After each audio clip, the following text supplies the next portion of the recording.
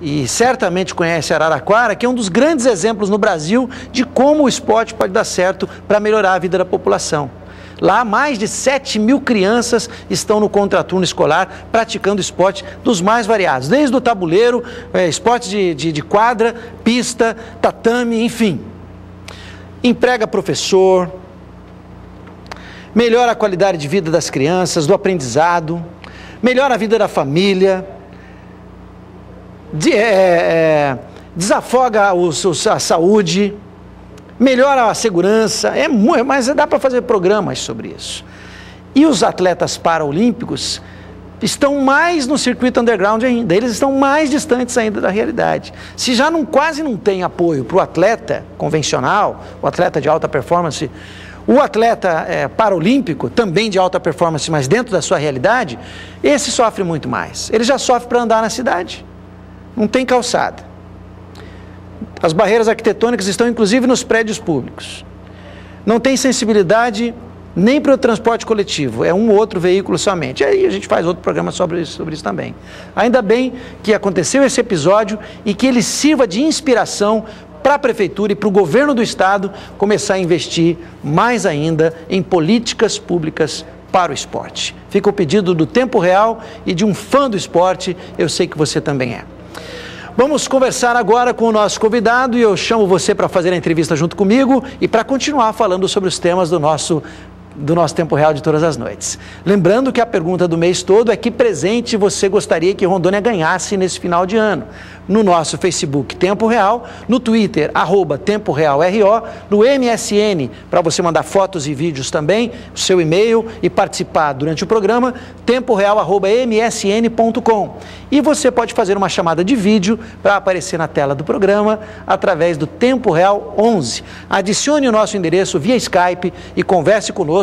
É o programa interativo da TV Candelária, Rede Record de Televisão, que agora, em nome de Gonçalves, que acaba de inaugurar uma loja nova na Mamoré. A nova loja do Gonçalves está, exatamente o que eu uso aqui na minha orelha esquerda, um brinco, um show. Gonçalves da Mamoré, dê uma passadinha lá. E em nome de Águas Caiari, a água que a gente serve para os nossos convidados, está na hora do cafezinho de prosa.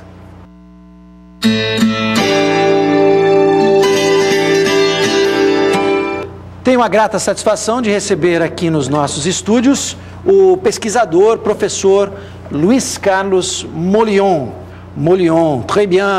Ele vai bater um papo com a gente sobre aquecimento global, sobre meteorologia, sobre a Amazônia, sobre a temperatura, o clima dessa região tão preciosa que o mundo tem e que dizem que o mundo está de olho nela e por que o mundo está de olho na Amazônia, né?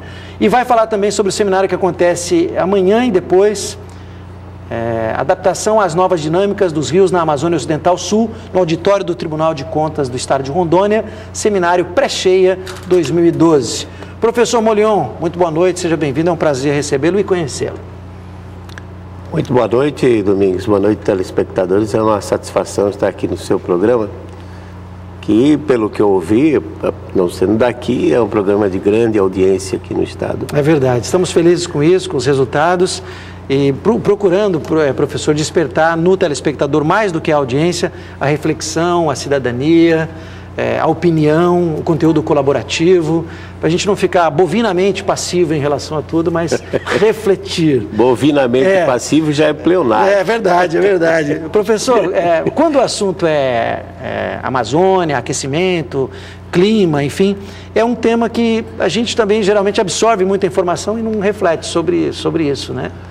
É verdade, porque a massa, vamos dizer assim, dentro da mídia, ela é muito compacta. Então, redes que têm grande acesso, né, são normalmente acessadas, elas têm trazido uma verdade que na realidade, ou tem trazido um assunto que na realidade não é verdadeiro. Por exemplo, ele mostra para você que em 2007 houve um degelo no Ártico. Mas não diz para você que em outubro de 2011, portanto já passado o verão do hemisfério norte, esse gelo já se recuperou em 40%. Né? Entendi. quando, por meio do chamado Protocolo de Montreal, em 1987, eles acabaram com os CFCs e obrigaram a utilizar os substitutos. Aí você vê quem era o detentor da patente dos substitutos. Aí foi lobby mesmo, é força da indústria. 5 indústrias cuja sede está nos países desenvolvidos, no grupo do G7. Da mesma forma, o aquecimento global, ele iniciou no início da década de 70, quando houve o primeiro choque do petróleo, em 1973. Petróleo foi um absurdo. O petróleo passou de $4 para $12. Uma loucura. Crise da noite para o dia. Há uns tempo atrás chegou a 150 e ninguém reclamou. É verdade. Mas então, naquela época, aí o que aconteceu? E sempre aparecem os tais dos especialistas. Né? Porque esse mundo está cheio de especialistas, é impressionante. A grande esperança sempre da ciência é que é apostar na incompetência dos especialistas, porque aí a ciência progride. Mas nesse caso a influência deles tem sido muito forte, né, professor? Mas veja bem, nessa época diziam que 60% do petróleo existia no mundo já tinha sido consumido. Então isso gerou um problema sério para os países industrializados. Aí eles inventaram uma historinha que queimando petróleo e carvão mineral, o CO2 que era liberado aquecia o mundo. O inimigo à época era o CO2. Continua sendo, na opinião deles. O que acontece é o seguinte, que se você pega os livros de climatologia, eles já mostravam que a variação, pequenas variações, claro, existem grandes variações em que a Terra, por exemplo, passa por eras glaciais que duram 100 mil anos cada uma, mas aí a variação de temperatura é da ordem de 10 a 15 graus centígrados. Mas essas pequenas flutuações, meio grau para cima, meio grau para baixo, que não mata ninguém, já eram muito conhecidas há muito tempo atrás. Então sabia-se, por exemplo, o resultado disso foi que se instalou essa histeria toda em função dessa preocupação dos países desenvolvidos com relação a uma possível crise energética. Na realidade, telespectador, nunca houve uma crise climática. O problema todo envolve o sistema financeiro e o sistema econômico. Professor, o aquecimento que aconteceu na França, vou até me remeter à França, também em função do teu sobrenome, serviu muito para assustar a Europa também, porque faz algo em torno de 6, 7 anos, que 2 anos seguidos o verão europeu, especialmente o francês, foi muito cruel, as cenas de, especialmente idosos passando mal, morrendo. Ganhou força o discurso do aquecimento assassino nessa época. Eu tenho a impressão que de lá para cá parece que a coisa impulsionou ainda mais. O europeu assustou-se e acabou influenciando o mundo todo. A gente, em meteorologia, a gente distingue eventos de tempo e clima. Clima já é um período de tempo de maior duração.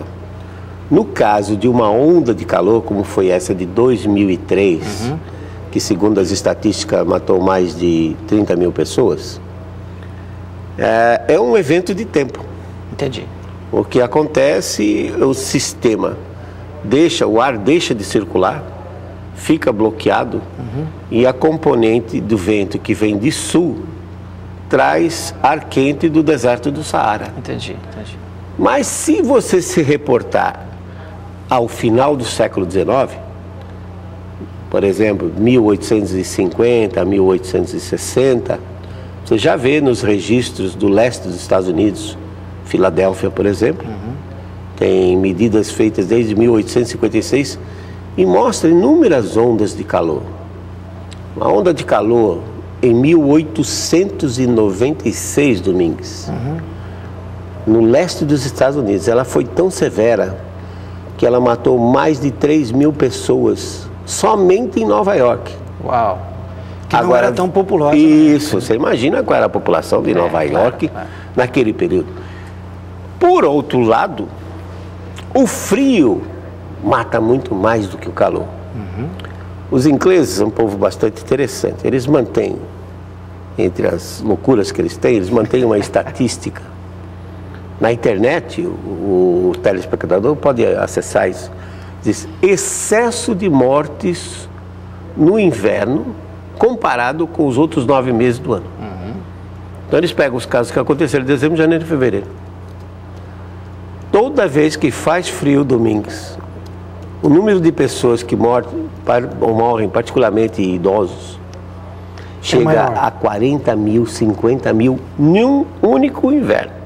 E muito mais significativo. Agora, no ano passado, tivemos uma onda de calor que pegou a Rússia. Mas já não causou tanta polêmica, porque o inverno anterior tinha sido violento, rigoroso. E esse inverno passado, dezembro de 2010, janeiro e fevereiro de 2011, algumas regiões na Inglaterra chegaram a registrar temperaturas entre 10 a 20 graus negativos, que não acontecia há 60, 70 anos atrás. Então é muito interessante, assim, olha, faz uns 50 anos que isso aconteceu. Se já aconteceu antes, qual é a mudança no clima? Eu abri aqui no tablet o The Guardian.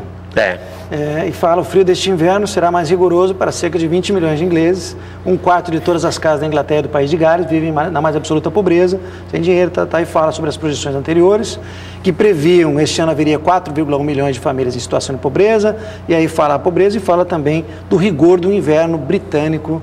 Doutora Brenda Boardman, professora de meio ambiente da Universidade de Oxford. Está estimado que 5,5 milhões de residências na Inglaterra não vão poder ter calefação doméstica da forma adequada. Essa matéria fala sobre isso. E a previsão é essa, que realmente o inverno, de maneira geral, no hemisfério norte, atenção telespectador, se você está marcando uma viagem para Paris, esqueça, ou leve bastante casaco, né, porque vai ser rigoroso. Vai ser rigoroso.